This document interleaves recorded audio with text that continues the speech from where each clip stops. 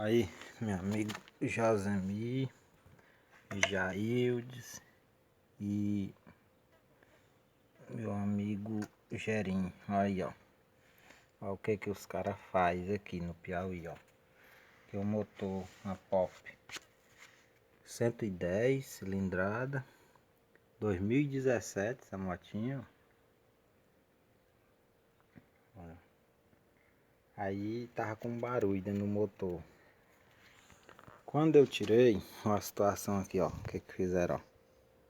Aí, ó. O cara botou, estragou esse esticadorzinho da corrente aqui, ó. É o tensorzinho da corrente. Aí o cara pegou, ó.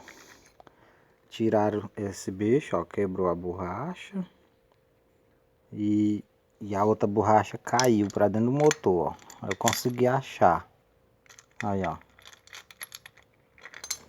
Aí, ó. Tirei de dentro do motor.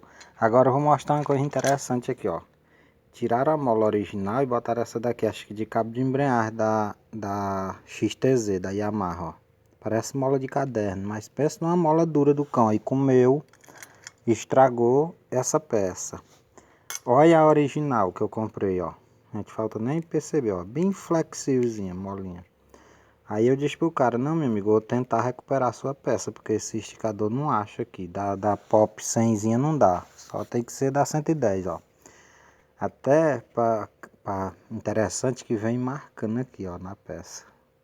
110. Aí, ó. É isso aí.